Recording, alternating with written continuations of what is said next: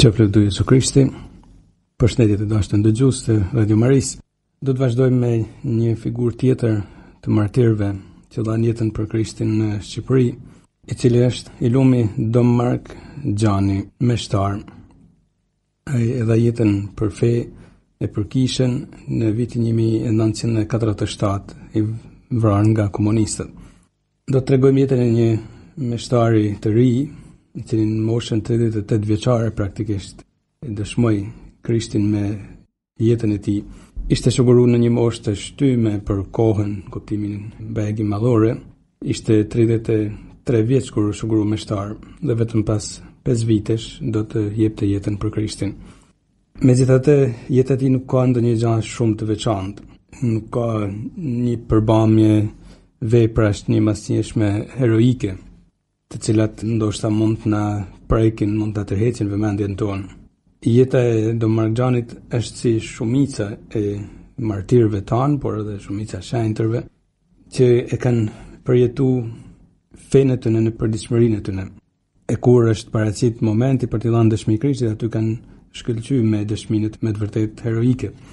Por gjatë jetës së tij ai mund të themi se ka jetuar një jetë si të gjithë seminaristët e kohës, seminaristët e tjerë, shokët e tij, që mund të kenë pas gjatë rrugës së formimit, kur ishte në adoleshencë, si shumica e adoleshentëve të kohës, e si meshtarës të tjerë që kishte bashkëdhënëzër. Megjithatë, Zoti deshte që ai gjente në një situatë ku ju deshte jepte jetën për të mbrojtur besimin në Zotin.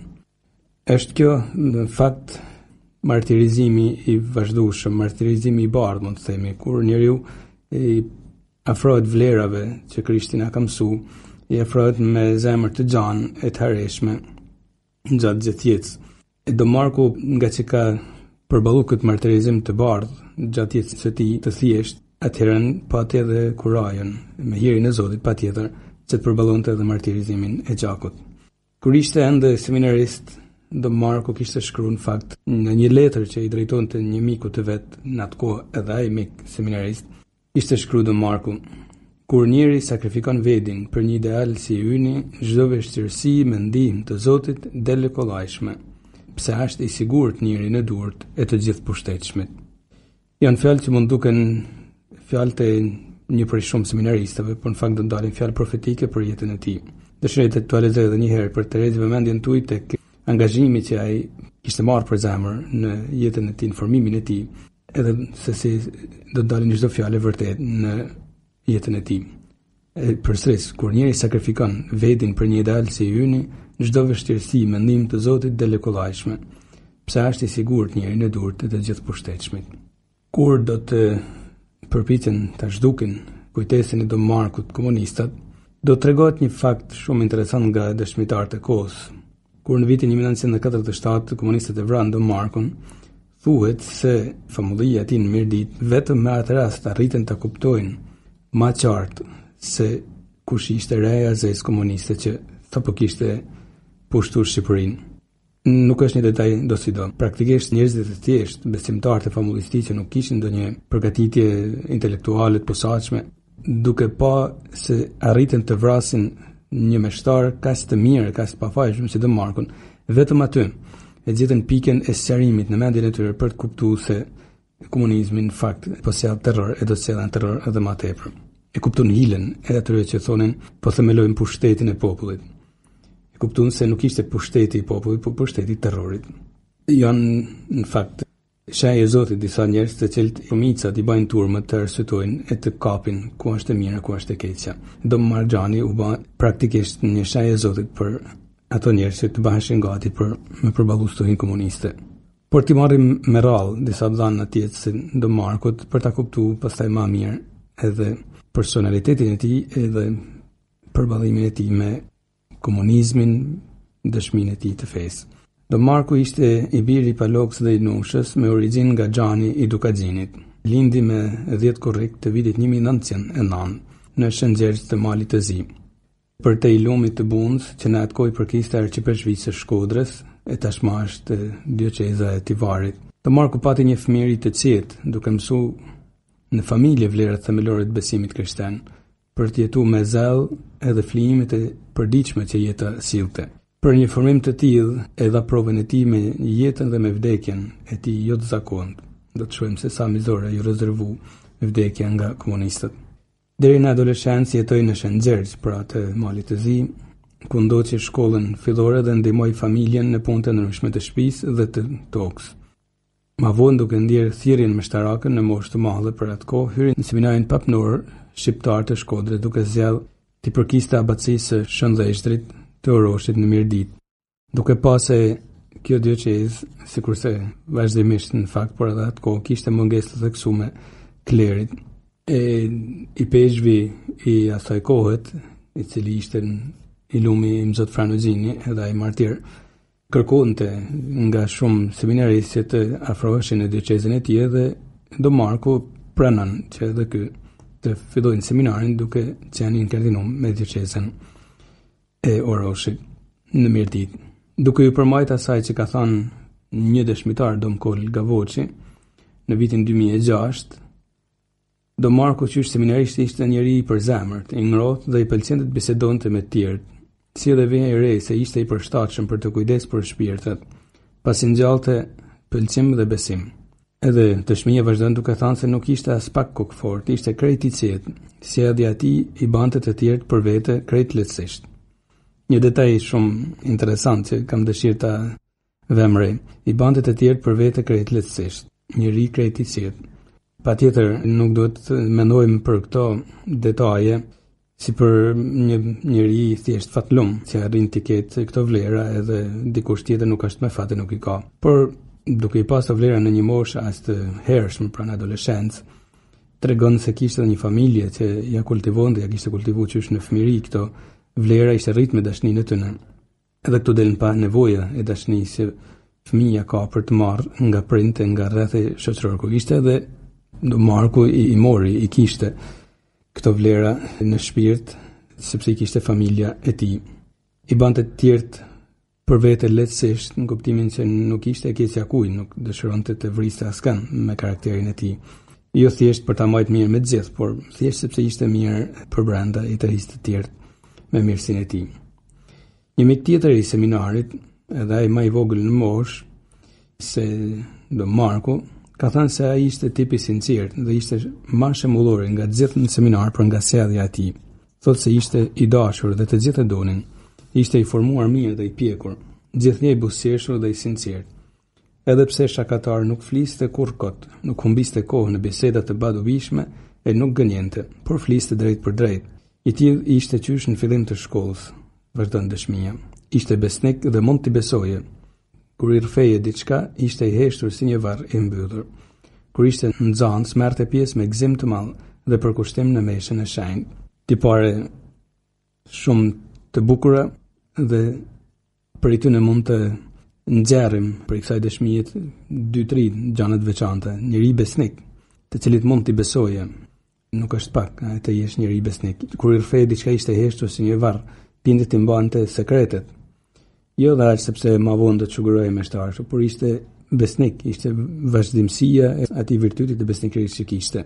Janë këto vlerat të cilat duhet na bëjnë të mendojmë për diçka më të madhe. Shumë herë, ndoshta gabimisht, secili prej nesh mund të mendojmë se mjafton dashuria për Krishtin edhe bëhemi të shenjtë. Kjo është vërtet, sepse mund të kemi shumë vlera, por nuk kemi dashurinë për Krishtin edhe nuk na bëjnë të shenjtë. Megjithatë, nga dashuria për Krishtin, nga dashuria për atë që Zoti na mëson, duhet kalitemi në disa vlera të tjera, që edhe ato janë të Krishtit praktikisht, edhe ato Zoti na mëson. Besnikëria, sinqeriteti, e tham më sipër, mirësia e tij, qetësia në shpirt, aftësia për të marrë sekretet, për të mos qenë thashë të magji. Pra, janë të gjitha vlerat të cilat e ndihmojnë personin për të rritur në besnikërinë ndaj Krishtit atëherë.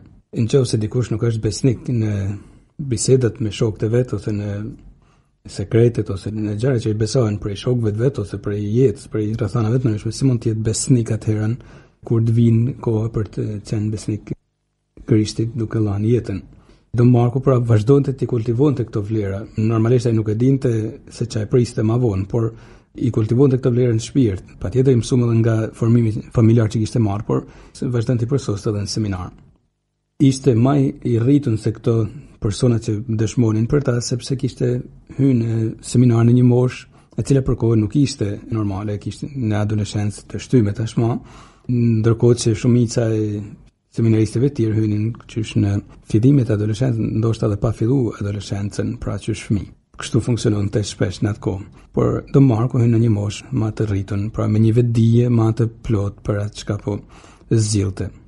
Pasi mbaron studimet pranë seminarit papnor shqiptar të Shkodrës në moshën 29 vjeçare, me këshillin e prorëve, u dërgu të studionte teologji në Itali, në Gjenovë.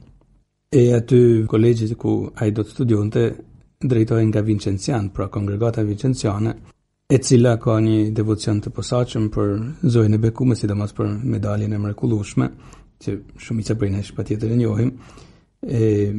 Duke qenë se brenda kësaj kongregate ishte shenjtresha të cilës ju besu devocioni i medaljes së mrekullueshme, edhe si pasojë edhe devocioni ndaj Zoës, edhe tek Don Marco do të jetë i theksuar, i kultivuar pra edhe nga etrit Vincencian në kolegjin e cilëve u gjend për disa vite.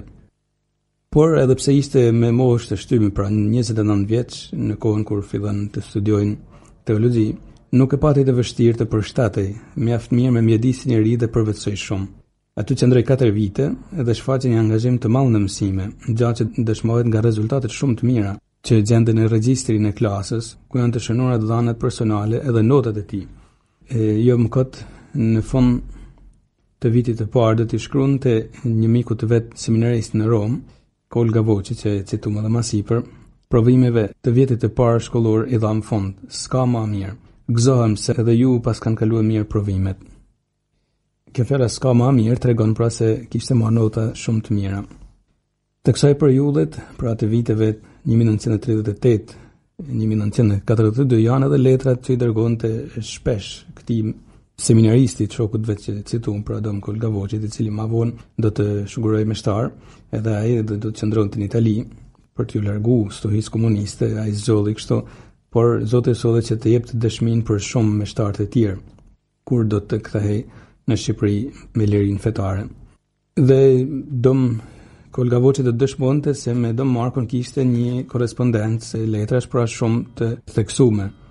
Kishte një korrespondencë të rregullt dhe prej këtyre letra dallohet në një farë mënyrë edhe karakteri i Don Marco dhe fryma me të cilën ai vazhdonte ta përballonte formimin e tij, ta çonte përpara formimin e tij.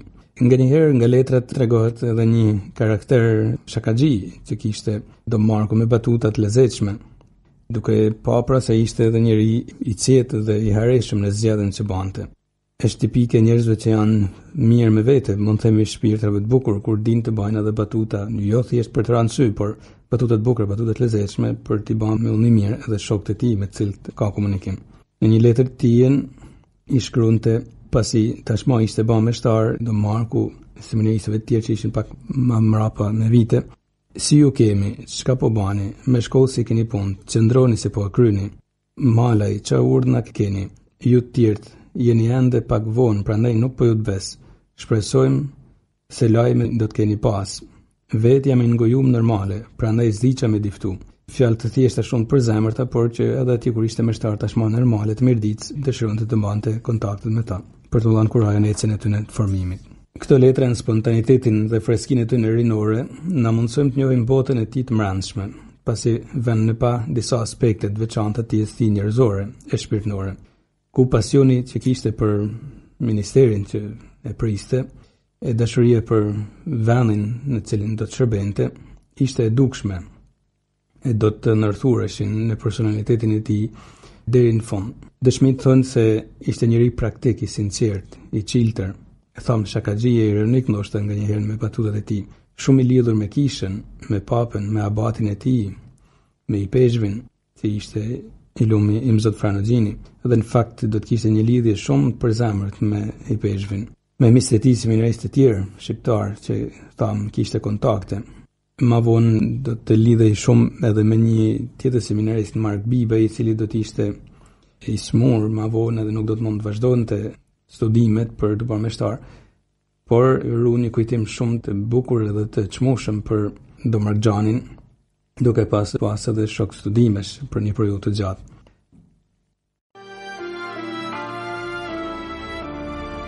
Iulieni si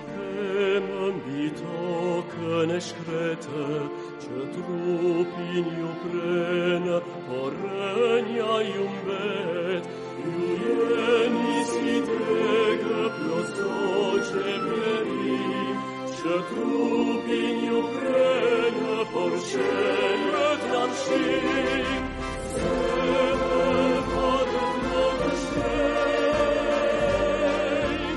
ati vine shpirti shpejt, e në balë veqë shej, vitin parmja përdej, se dhe fatët më dështej, ati vine shpirti shpejt, e në balë veqë shej, vitin parmja përdej.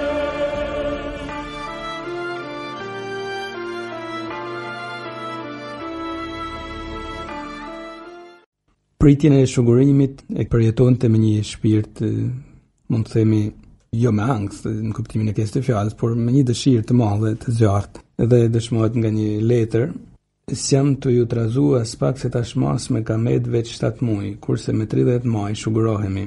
Disa muaj ma vonë, gjithnjë në lidhje me shugurimin që e priste, shkruan: Në maj me 30 kemi shugurimin. Prandaj rroft mirdita, sepse dinte se sa të shuguroj do të shkonte, pra të shërbente në mirditë." Në kohë të parë të qëndrimit të Don Markut në Xhenovë, kthehemi pak edhe një herë, 6 muaj pas shkumjes së tij në Liguria, në Shqipëri u vendos një rend i ri politik. Në Shqipëri praktikisht erdha në vitin 1939 italian duke pushtuar Shqipërinë, por duke e çliruar nga regjimi i mbretit Zog. Gjithsesi ishte një pushtim, edhe kjo gjë nuk u pa me sy të mirë nga askush, edhe pse kishin rezerva, edhe kleri katolik kishte rezerva ndaj sundimit të mbretit Zog, por sidoqë ishte nuk i pëlqente pushtimi që u bë me shumë pa drejtë edhe nga Italia ndaj Shqipërisë. Edhe në fakt as vetë Don Markut nuk do t'i pëlqente një gjë e tillë. E vujti shumë, thuhet, pushtimin italian, edhe pse studionte në Itali në një mides që e priste mirë, gjithsesi nuk çmonte këtë zgjedhje të padrejtë politikës italiane për të pushtuar Shqipërinë. E zemroi shumë, thuhet, pushtimi i Shqipërisë, që kishte ndodhur në të premten e madhe pikërisht në 1939, pra në farë mënyrë mundimet e Shqipërisë duken sikur u bashkuan me mundimet e Krishtit. Ai vlerësonte gjithnjë pozitivisht italianët, por dinte të bante ndamjen mes italianëve dhe politikës së fashizmit të asaj kohe që pushtoi Shqipërinë. Në një letër të tij kishte shkruar atko: "Pashk na kalun ju e ne, mirë as pak. Megjithse s'kishin pas që me kenë ma të bukra në shumë pikpamje. Java e madhe, kur ma vajtuash me se si mjetë s'na dul. Shqipnia lufton të shi të premten e madhe." Dëshmon kjo letër pra vujtjen që ai kishte në shpirt për pushtimin e Shqipërisë. Sepse në fakt duhet i vëmë pa këto detaje që ta shohim më afër një akuzë të padrejtë që komunistët do t'i banin klerit. Sigur ju e keni mbështet pushtimin italian dhe jeni si pasojë edhe sot e kësaj ditët agent të politikës italiane, agent të Vatikanit, që për to ishte e njëjta gjë për komunistat, nuk arrin të dallonin frymën me cilën Vatikani përpiqet të organizonte ungjillëzimin e frymën me cilën Italia fashiste organizonte pushtimet e veta. Por nuk pranonin kur kleri justifikoi duke dëshmuar në forma të ndryshme se nuk pajtohej me një pushtim të tillë. Komunistat do t'i marrin në shënjestër klerin, njëra prej shumë arsyeve është edhe kjo, duke i akuzuar me që kanë studiuar në Itali si mbështetës të politikave italiane, por një akuzë me të vërtetë e padrejtë. Por t'i kthehemi jetës personale të Don Markut, se si ai vazhdonte të përjetonte mes këtyre gjëra që shqetësonin shpirt her pas here, se si vazhdonte të përjetonte ecjen e tij drejt meshtarisë. Që kur mori nën diakonatin, e cila ishte një shërbes që jepej për kishës në atë kohë, në vitin 1941, e kishte prit me shumë entuziazëm këtë shkallë të parë, sepse kjo i jepte mundësi të afrohej më afër diakonatit dhe meshtarisë pastaj që ishin pjesë e urdhit të shtrenjtë të sakramentit. Por me marrjen e kësaj shërbese unë edhe më i përqafum për Zotit e prej kishës në farë mënyrë, sepse unë më afër sakramentit të shtrenjtë. Edhe përsëri këtij mikut të vet Kolka Voçit, seminaristë në atë kohë, në mënyrë humoristike do t'i shkruante: lumë kolla në ndjakon, sa është punë me lujt, e proriceshme ne e në bante ora siete fritti për sempre. Që një farë mënyrë do të thotë tani jeni të djegun e të pjekun për gjithmonë, po një shprehje italiane për të treguar se tashmë jeni duke bërë zgjedhje përfundimtare. Edhe ishte një e djegun ndërthojnëza me dëshirën e tyre për të kushtuar Zotit në formë përfundimtare. Edhe shkruan një ditë parë, nesër kam me ba në ndjakon për herë të parë në meshë të madhe. Entuziazmi me cilin do ta ushtronte në ndjakonatin e tij duke i shërbyer më afër meshtarit që kremtonte meshën. Falënderime për herë me lutjet tuaja, se as vetë s'kam më i kursy për ju e të ju kujtue. Ju falenderoj, i shkruan në një letër të vet, po këtë në seminarista, të cilët e ndjente shpirtnisht në momentin kur po merrte këto shërbesa nga kisha, e ndjente afër e i falenderonte për lutjet e tyre. U shuguru meshtar me 21 mars të vitit 1942 kur ishte 33 vjeç në Piacenza të Italisë. Një ditë më pas të dielën, pra me datën 22, kremtoi meshën e tij të parë dhe menjëherë nuk vonon shumë niset të kthehet për në Shqipëri. E praktikisht në mirëditë duke u vonë në shërbim të i peshëve të tij, Imzot Farnogjinit edhe ai lumë tham, edhe duke kriju me të një miqësi e cila ja vlen të theksohet në fakt, sepse mund të jetë të ndihmi që miqësia e një meshtari të ri ose dhe më atë vjetën mosh, miqësia e tij me i peshëvin të jetë ndoshta shumë formale dhe për shumë aspekte pa jo e përzemërt, mund të ndodhin. Por në këtë rast do të shohim se sa shumë do ta vujnë si njëri si tjetri kur në fakt në 47-ën do të arrestoi Imzot Farnogjini duke i shkaktuar një vujtje shumë të madhe në shpirt meshtarit Do Markxhanit dhe kur ky do të arrestohej pak muaj më vonë Do Marku, Imzot Farnogjini do të mësonte një vujtje shumë të madhe, thonë dëshmitarët në burg kur merr vesh se edhe atë kishin arrestuar. Vujtje për shumë aspekte sepse sheh se kleri i tij po hynte në morsën e torturave komuniste, por i dhim se edhe ky djalë i ri me të cilin kishte krijuar një marrëdhënie në vërtet si atë bir. Por ti kthehemi pak ngjarjeve në fillimet e saj. Thjesht për të theksuar për zemërsinë e sinqert bijësore që Do Marku krijoi me Imzot Farnogjinin. Do Marku kthy thamë në Shqipëri më njëherë në orë të mirëditë për të mbulu detyrën e familjarit dhe si sekretar i Imzot Farnogjinit, i cili e donte thamë më shumë se një bir të vetin, me të vërtet shumë atëror në ai tij. Pranimi i realitetit mirëditës nuk që as pak i vështirë, thonë dëshmitarët, përkundazi, plot me entuziazëm rinor e apostolik, Do Marku u zhyt pa uloll edhe me bujari të madhe në marrëstimin e njerëzve që banonin në ato male të vështira. Ishte thush një dashuri me shikim të parë, mund të themi, nga ana e tij për popullin që u besu dhe anasjalltas edhe populli e deshi me njëherë meshtarin e ri. Ishte shumë popullor, thonë dëshmit, simpatik dhe i pashëm edhe në aspektin e tij fizik. Ishte meshtar dhe bari i mirë e i zellshëm, gjithmonë i gatshëm, shumë i dashtun me të gjithë, dashamirës e i komunikueshëm. I kujdesshëm kur fliste, i mpret në sjellje, e të njëjtën kohë dhe i vendosur kur vinte ndonjë situatë që do të merrte vendime. Ishte rinor dhe i pëlqente ironia, thonë dëshmit, për t'i dhënë ngjyra bisedës, edhe këtë kuptojmë edhe nga letrat e tija që shkruante në atë kohë.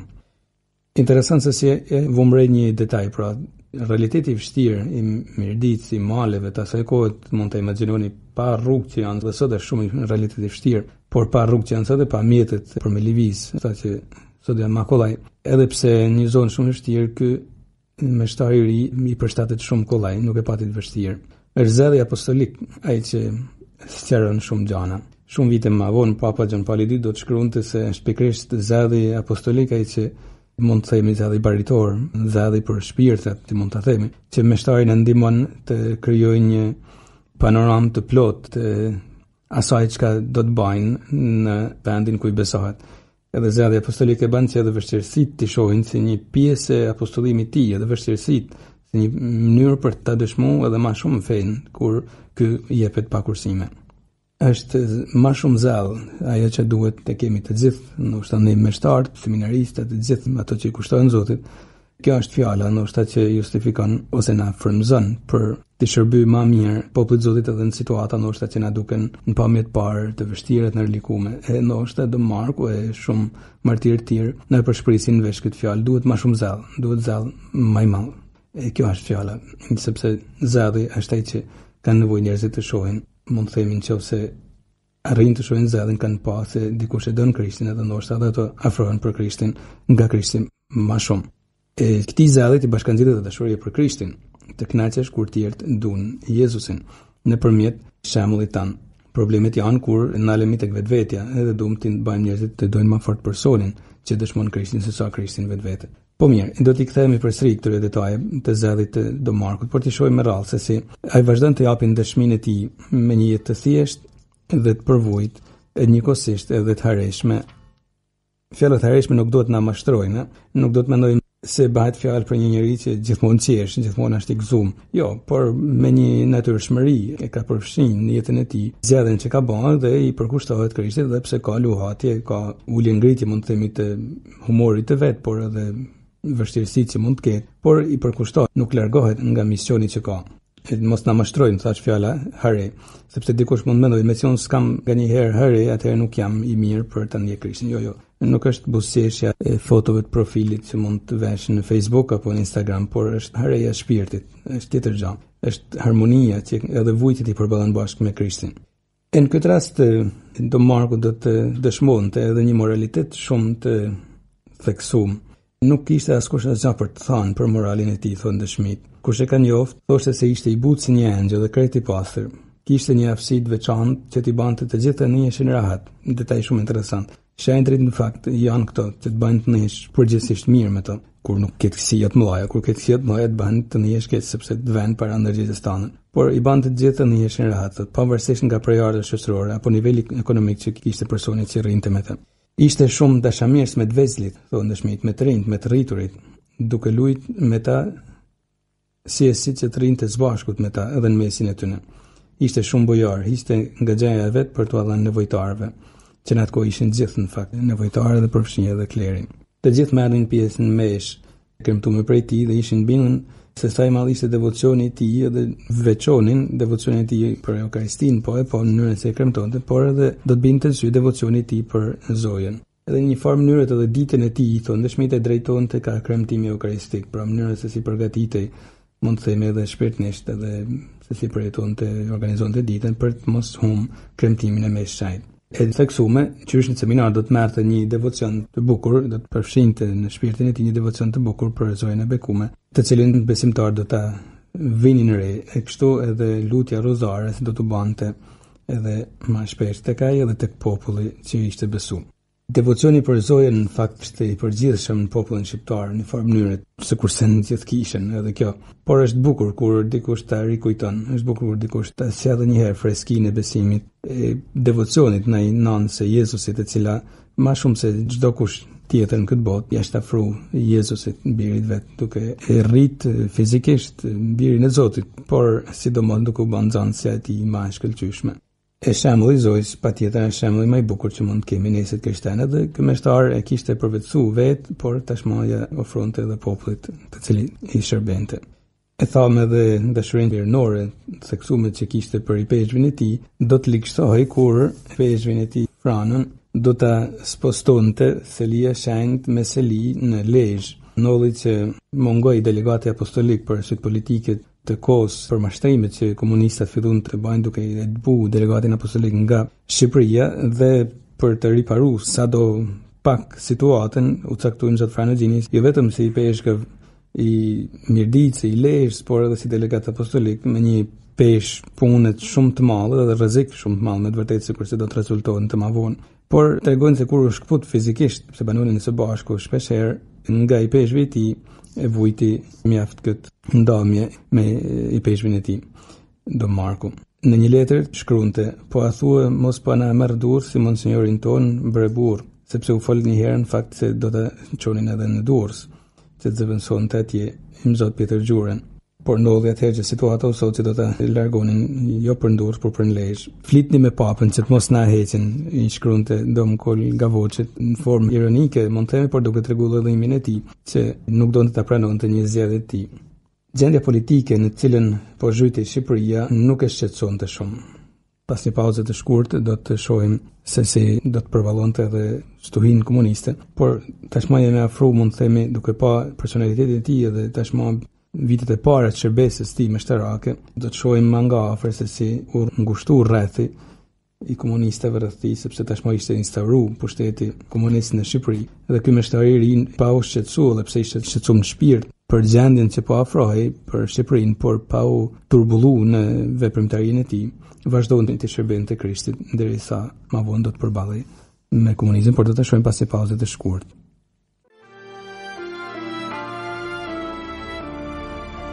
Forcën e madhe që ndresës njerëzore, me dritën e qiellit të fjalës hynore, me rritjen e flakëve se zgjidh të vet, në çastin e provës prodh Krishtin ret. Zemër padë prodhë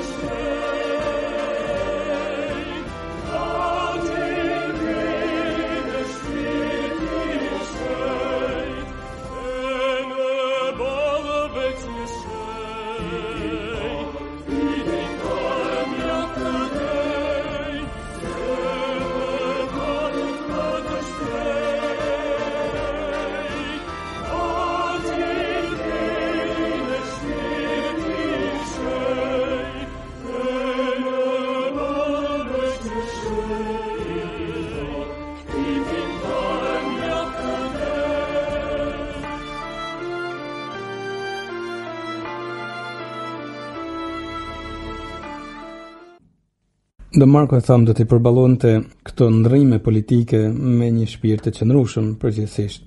Në shërbesin e tij përballoi largimin atëherë të Italisë, erdhën nazistët gjerman, e pas tyre atëherën u instauru komunizmi në Shqipëri. Ai vazhdoi ta ushtronte shërbesin e tij apostolike në ato zona, në fshatrat e Mirdicë. Me ardhjen e komunizmit u vu re haptas se si tashmë diktatori Enver Hoxha kishte fiksim të tij që të bante Shqipërinë një shtet satelit të Moskës, duke pasi një superfuqi dhe e tillë ishte në fakt në nivel ushtarak, por kishte kriju dhe fiksimin ideologjik, binjen se Stalini ishte idhulli që duhej emitu. E theksojmë edhe një herë bëhet fjalë për një fiksim, sepse do të rezultojnë që Enveri do të përpiqet të jetë i vetmi nxënës besnik i asaj që kishte mësuar Stalini, edhe kur do të shkëputej nga Bashkimi Sovjetik më vonë, kur do të shkëputej më vonë nga Kina, duke i akuzuar ato se kanë deviju idealin e Stalinit. Në kohë që Stalini e dim shumë mirë ishte vetë një diktator që vetë njerëzit e kohës, veç se nuk kishin çfarë banin, e theksonin maninë e tij për të vrarë pa skrupuj e për çduk. Megjithatë ishte kriju ky idhull në mendjen e diktatorit ton Enver Hoxha dhe kishte filluar të imitonte një në Shqipëri në sjelljet e tij. Edhe filluan praktikisht vrasje terror në gjitha anët. Me gjithë maturinë e vet dhe t'i peshvit vet Don Marku, për më shumë se 2 vjet ditit manovronte mes pengesave që i vinte regjimi komunist. Edhe pse jeta e tij bëhej gjithnjë më ndërlikuar dhe e vështirë. Don Marku ishte plotësisht i bindur bashkë me i peshvin e tij se bariu duhet të qëndrojnë atje ku janë besimtarët e vet. Ndoshta në këto raste do të ketë kujtuar atë fjalën e Krishtit që thotë: unë jam bariu, nuk jam rroktari. Rroktari kur shes se vjen ujku largohet, ndërsa bariu qëndron aty e jep jetën për delet e veta. Është një fjalë tjetër e Krishtit që thotë: nuk është nxënësi më i madh se mësuesi, nëse më përndoqen mund të ju përndjekun edhe ju. Patjetër këto fjalë do të kenë qenë në mendjen e këtyre martir, por edhe forca këtyre martir për të ndihmuar të vazhdojnë të japin dëshminë e tyre tashmë që situata ishte jashtëzakonisht e komplikuar.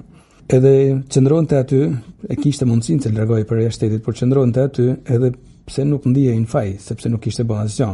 Nuk kishte dashur kur të përfshihej në politikë. Predikon Don Marku vllazërinë e ungjillit, asgjë më tepër, respektin që duhet t'i japim çdo njeriu që ka dinjitetin e qenit në përgjegjësim të Zotit, kaq. Prandaj nuk kishte as pse të largohej, por nga kush largohej, sepse nuk i kishte bërë asgjë askujt.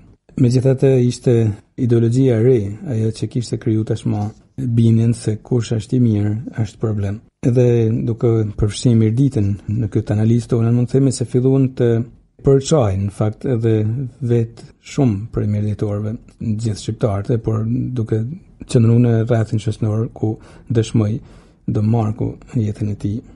dashnia e tij për Krishtin. Një dëshmi e kohës thot vetëm një pjesë e vogël e katolikëve është e bashkuar nga frika, ambicia apo ideali me padrën të ri të vendit. Ja pse rrallë do të ketë më shumë se një ministër me origjinë katolike në qeveritë e ndryshme të Shqipërisë komuniste dhe shumë pak kryetar partie që kishin besimin katolik, ndërsa elita politike shoqërore katolike kishte luajtur dikur një rol, një rëndësie parësore në jetën politike shqiptare prej rilindjes kombëtare të shekullit të 19. Për më shumë, një pjesë e këtyre komunistëve vazhdon kjo dëshmi me origjinë katolike do të përndiqet e do të kthehen në kishën e tyre. Shumë dëshmi flasin për trin komunist me origjinë katolike që në mbledhjet e partisë në vitet 40-50 janë ngritur për të paditur të merrin dhe për ndjekjen që kishin bërë kishë katolike, kurse pjesa më e madhe e besimtarëve do t'i mbrojë peshvetë mështarët e vet. Në Malësi do të ketë edhe kryengritje. Besimtarët shumë do të arrestohen, do të torturohen dhe nganjëherë edhe do të vriten, edhe sepse nuk kanë pranuar të padisin publikisht krimet e famultarit të tyre. Kjo fjala krimet ndërthojëse, sepse nuk kishin krime por kështu akuzoheshin nga komunistë. Në pjesën më të madhe të kishave, pa meshtar, krejt popullata do të vazhdojë të mblidhet të dielave dhe të luste rozaren pa barirën e tyre të vramë apo të burgosën. Thot kjo dëshmi një situatë me të vërtetë kaotike, ku një pjesë ishte përçarë për shkak të politikave të mbrapshta e një pjesë tjetër vazhdonte të kërkonte Zotin, edhe pse barinët e tyre shpirtënor po hiqeshin një nga një. Militet tashmë e vujtën edhe për situatës ekonomike shumë vështirë që kishte në atë kohë tashmë po vunte edhe për çamjen, duke u futur në të element që do të sillnin shumë probleme e shumë gjak. Don Marku i ri dhe entuziast nuk u dorëzu. Ai qëndronte aty ku Zoti e kishte thirrë, sepse nuk kishte asnjë interes tjetër politik, vetëm të shërbente grigjes së Krishtit që ja kishin besuar. Megjithatë ishin komunistët që fillonin ta ngacmonin. Thonë dëshmitarët se nganjëherë ndalnin në rrugë ose vetes ajonin udhtimin me të për të filluar të kalunin në tema politike për të ngacmuar gjoja në ministerin që bajnë, besimin që kanë, që dëshmojnë. Don Marku thuhet se përgjigjej me një qetësi shumë të veçantë, me një maturi, por nganjëherë edhe duke u dëshmuar shumë trim. Atësa ndonjë dëshmi thot njerëzit thonin ky prift është trim, në kuptimin që i jep të përgjigje edhe pse ishin pak të rrezikshme. Një dëshmitar, John Marknoy, ka thënë edhe këtë: kur vendos pushteti komunist, ai ishte i ri por i pjekur. Ndodhte që kuadrët e rrethit që vinin në Orosh e ngacmonin famultarin, ndonjëherë duke e fyr, duke përçmuar fen, por ai me durim, me fakte, me argumente e pa u zemëru, i detyronte me hesht të mundun. Shumë dëshmi e bukur, shumë dëshmi e fortë. Ma vonë do të thonte se Don Marku duke buzëqesh u akthente: jam prift katolik, jam përfaqësues i fesë së Krishtit, përhaps e dal Zot si saj. Megjithatë i peshvi porosiste që të kishte kujdes, që të mos përfshihej mundësisht në debate të tilla, sa ti në mujtë në nëse përfshihej pa vullnetin e tij të përmahej të përgjigje vetëm për gjërat e fesë, mos të kalonte në politikë, sepse në fakt kishin filluar vrasje të shumë meshtarëve në atë kohë.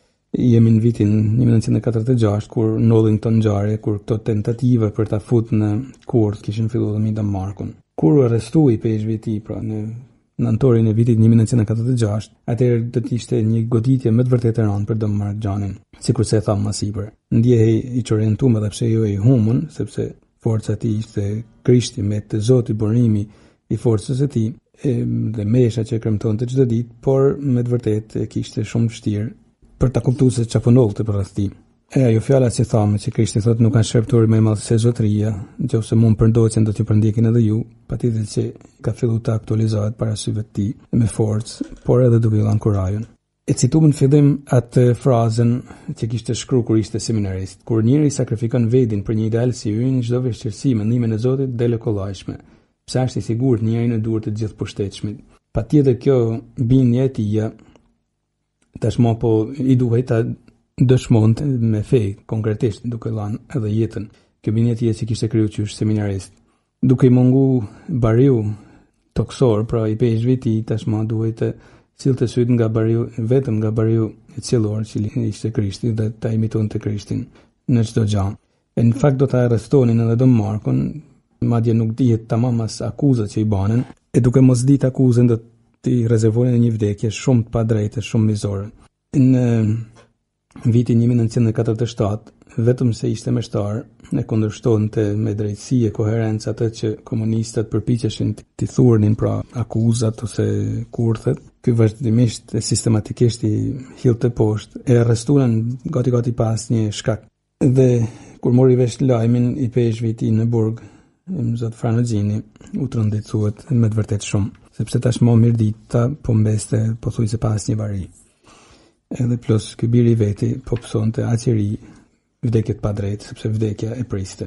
Sa po e rrestun, gati si një këçbërës, e çun në burg, aty afër, pranë kazermës së sigurimit në fshatin Shpal, që ndodhet jo larg qenës së banume e që sot përdoret si shkollë.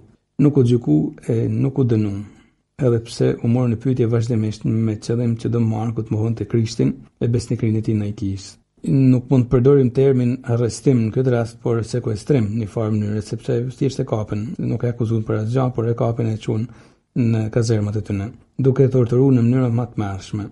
Ja një dëshmi prekse që tregon se si filluan të torturojnë. Pasi e goditën, shkruan dëshmia, me shkopinj për një javë rresht, ja dogjën kant me shofra hekuri të skuqura edhe me darë ja shkulen mishin në pjesë të ndryshme të trupit të mushën me plagë. O zot, dëshmi të çuditshme, të trishtueshme shumë për të çuditshme, duke ja shkul mishin me danë, me pinza. Nga një anë mund të shtrojmë shumë me drejt pyetjen si mundet njeriu t'ia bëjë njeriu një gjë të tillë, duke mos menduar se bën fjalë për mish njerëzor.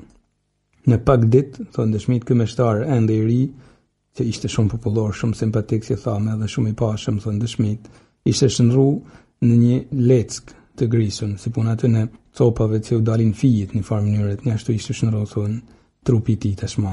Arrestimi I tij para mendon, kush e di për sa kohësh, ishte vetëm in odium fidei, domethënë, për urrëtit fes, asgjë më tepër, për urrënin fen, urrënin kishën. Kur e torturonin në mënyrë shumë njerëzore dhe pa mëshirë me shufra hekuri dhe me çdo mjet tjetër, e detyronin të mohonte Krishtin, ja kërkonin një gjë të tillë. Por do Markun mas çdo lloj rënkimit e mblidhte veten dhe thoshte rnov Krishti mret.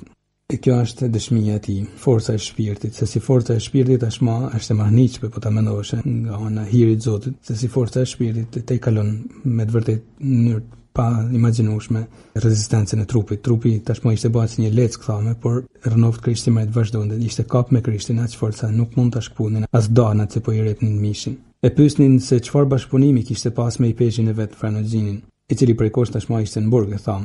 Çfarë bashkëpunimi kishte me Vatikanin e gjëra të tilla. Ishin njerëz shumë ignorantë dhe prandaj ishin të bindur se këto janë spion të Vatikanit. Ishin bindur se Vatikani ka një rrjet spionazhi që ka formuar atë famë të vetën edhe kaq.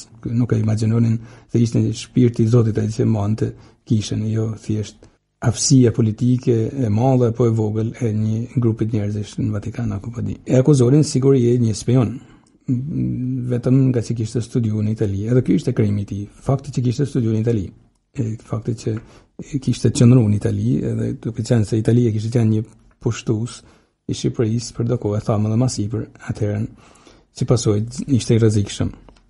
Seancat përçore të gërshetuara me tortura të pa imagjinueshme zgjatën shumë ditë, thonë dëshmit. Qëllimi I pyetjeve nuk ishte të marrin përgjigjet e kërkuara edhe pas toleronin, por shërbenin për të rritur mizorinë. Njeriu mund të arrijë të bajnë si macja me miun praktikisht. Keni vënë macja nuk e myt zakonisht me një herë miun, por defret me të lot me të derisa ta mysim avash. Por macja ka për instinkt, njeriu nuk e ka për instinkt një gjë të tillë. Është tepëria, mund të përdorim këtë fjalë që nuk e di se sa mund të sqarojë idenë. Tepëria mizorisë, përse macja ka për instinkt vetin, por njeriu nuk e ka.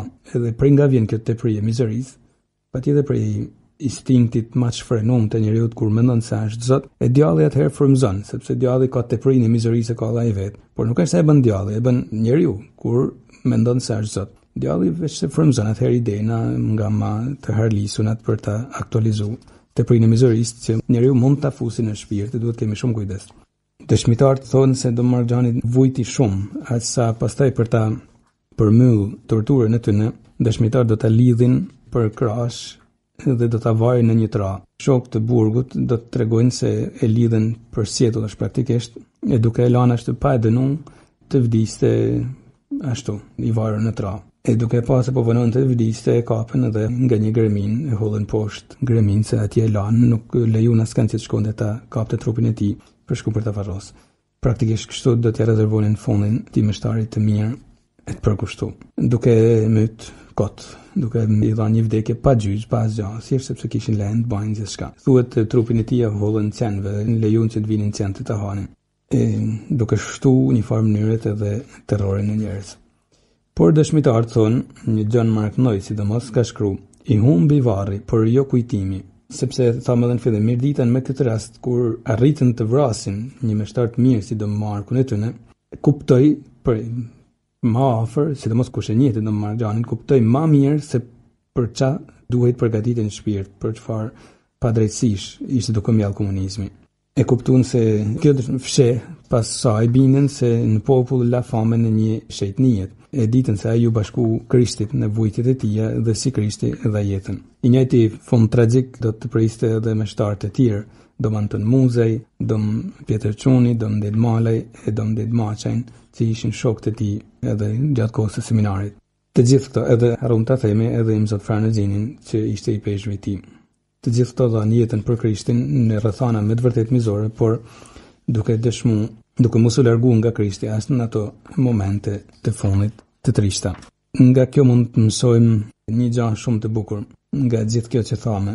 Le të kultivojmë në shpirt sa të kemi mundësi dashurinë për Zotin, për vlerat. Kur shikoj edukimin e fëmijëve në dorë, familjarët, pikësparët, por gjithë ato që kanë edukimin, le të kultivojnë mirësinë, nuk është keq, nuk është kohë humbur, le të kultivojnë vlerat, besnikërinë, harmoninë, haren, pekurinë, përgjegjësinë, të kultivojnë këto vlera, të kultivojnë edhe devocionin për meshën, devocionin për Zotin e bekuar, sepse këto janë pikat që prodhojnë shajtin, e prodhojnë ndoshta edhe martir. Këto ishin pikat e forta të Mark-xhanit dhe pastaj kur erdhi momenti që dëshmonte Krishtin nuk u trehoj pas. E tham, i kërkonin ta mohonte Krishtin në tortura, ai pasi mblidhte veten, bërtiste rënoft Krishtin mret. E këto prodhojnë shajtin, këto fitojnë lumninë e parrëzit atëherë. E të mësojmë prej shajtërve që dhanë jetën për Krishtin, ta dojmë Krishtin edhe na, e mos ta harrojmë atë frasë, patjetër të thash shajtërve do të jenë kujtu në momentet kur është afru provën, nëse mund përndoqen e më përsekutuan, edhe ju do të përndjekun. E të mos çuditemi kur bota nuk e pranon mirësinë, nuk e pranon besnikërinë, e përqesh devocionin, nuk është problem, sepse kur i kanë ul Krishtit, do të na ndodhin edhe ne, e kështu kanë ndodhur gjithë martirëve. E kjo bile shton dëshirën që ta dojmë të kemi edhe më për zemër vlerat, e të kemi më për zemër edhe devocionet që Krishti na mëson. Sepse vetëm kështu arrijmë të jemi pak ndryshe në këtë botë, e cila ka si përpjekje të vetë me dëshirën për t'ju përshtatë situatave. Jo të gjitha situatave duhet t'i përshtatemi. Krishti na mëson nganjëherë të shkojmë kundër disa situatave me përvojtëri e me maturi e me devocion, por nuk duhet t'i përshtatemi çdo gjëje. E martirët na dëshmojnë mas miri këtë gjë. Testimin e mesinë do Mark-xhanit për lumnisë parrizit marrim bekimin prej Zotit. Ju bekoft hyj gjithë pushtetshëm, Ati e Biri e Shpirti i Shenjtë. Amen.